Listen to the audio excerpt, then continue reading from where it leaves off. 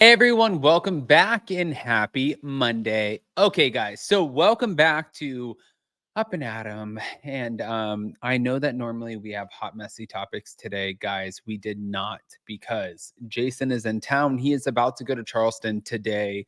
There literally are 500 things to do, from furniture to moving things to getting ready to go. And I'm sorry, but I'm not going to stop bringing you at least the pre-records, and that's where we're at today. So before we jump in, if you guys haven't already, go ahead, pop off in the comment section.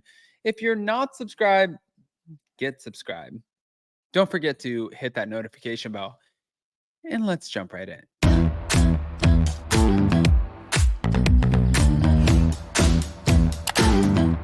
Cause no one can do it like we do it, like we do it, like we do it. Cause no one can do it like we do it, like we do it, like we do it. All right, guys. So we again are back to talk about some of the stuff that's going on in the Vanderpump Rules world. So we're gonna start with this. Here we go. Reactions. Yes, I chose to put myself in hot water, but the way that the network capitalized off of it and didn't want to protect me at all. And Girl, yeah, you that was fucked up. super hurtful. So I wanted to call that out. And Okay. Bethenny seemed like her values were in alignment with mine. And I wasn't really so much thinking about, oh, how is the cast going to react? Because I already had fractured friendships with all of them. It was kind of like a done deal. But I will say at that time, I was still protecting Tom. And I chose not to throw him under the bus because I still Not had true. those feelings Not for true. him, Not true. where I didn't wanna quote unquote betray him, even though he betrayed me first. Well, and you both betrayed So I Ariana. wasn't very hard on him, and we definitely didn't talk about him the way I talk about him now. So there's been more processing that I've been able to do. Yes, I chose to put myself in hot water, but the way that the network capitalized off of it and didn't want to Well, also, thank you to Reality Ops, but whoa, did Rachel just blow her whole Scandoval timeline? They said, wow, okay, so I don't know if Rachel is talking about Nima or another man, but Nima says he was talking to Rachel from April to May. Rachel has talked about both Nima and other men that she was dating on Sheena's podcast. And with all of that, they've claimed before that Ariana and Sandoval weren't in a real relationship and she knew about the affair. Wow, all over the place. So, uh, if you want to hear the whole thing, you obviously have to go listen to Rachel Goes Rogue. Here we go. issue. The main source of our arguments were he needs to break up with Ariana publicly because it's not fair to me, nor is it fair to Ariana. And he would say that I was holding that over his head and he's actively breaking up with her and he is taking all the right steps to do that in an amicable way. My God, this guy's delusion. And our biggest argument is when I saw someone else. Like I was seeing someone before Tom and I got involved, and this was the person that I was talking about on Sheena's podcast. He hit me up and we hung out, and I told Tom about it, and he called me a sociopath. And I said that that's not fair because I want to be exclusive with you, but since you're not exclusive to me, hence being in a public relationship, that's not fair to me. You know, like I'm in my 20s. I'm supposed to be living my life. I'm supposed to be dating other people. And he, yeah, he really threw me for a loop because then he accused me of being a sociopath. The main the main source of our arguments were he needs to break up with Ariana publicly because it's not fair to me. Mm. To be fair, I agree with her. Do I think it was fair to her? No. Do I think it was fair to Ariana? No. Do I think that Raquel is a victim in all of this? No. I think that you knew exactly what you got yourself into. You're not a victim.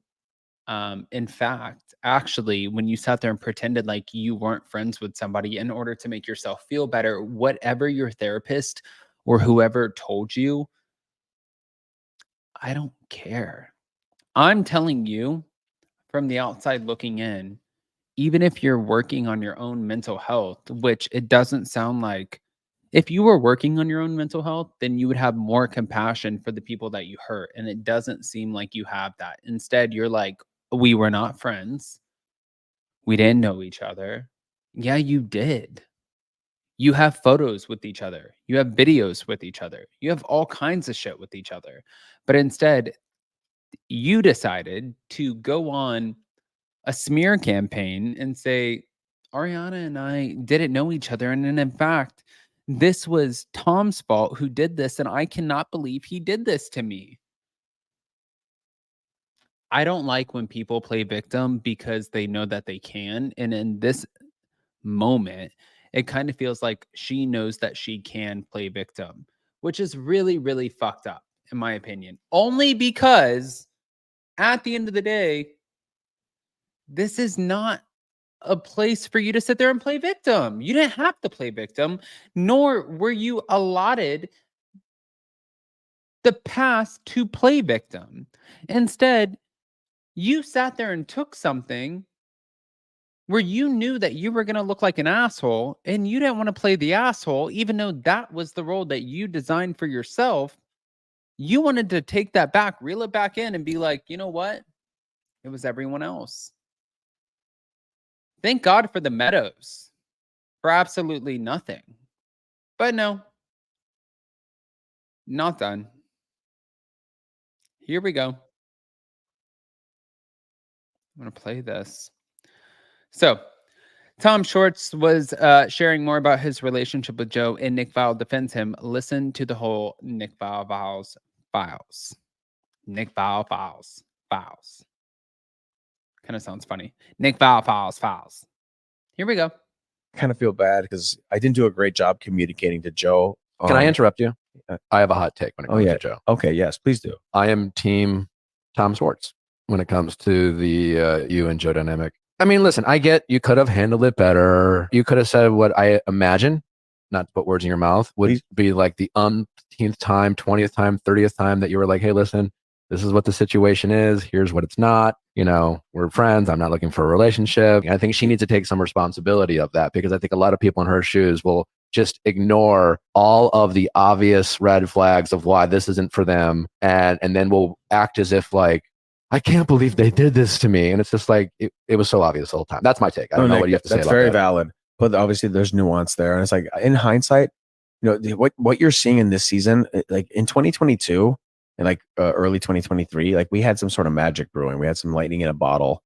We had undeniable chemistry. See, when you say shit like that, though, that makes me feel like I shouldn't. No. I'm saying we did. And then some things happened, which I'm not talking about publicly, but they're very valid reasons as to why I pulled away and had to distance myself. But where I fucked up, I should have just talked about it with her, but it would have had to be a confrontation if you knew what I was going to say. And I just didn't have the energy to do it. I thought, so I guess I sort of just passively, respectfully pulled away. I still think, by the way, I don't want to tarnish. Joe's a great human. I'm not going to tarnish her reputation.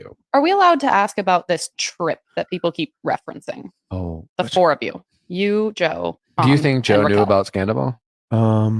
Yes, but she. All right. So with that, I want to hear what you guys think. So pop off in the comment section. If you're not subscribed, get subscribed. Don't forget to hit that notification bell, and we'll see you next time. Love you guys.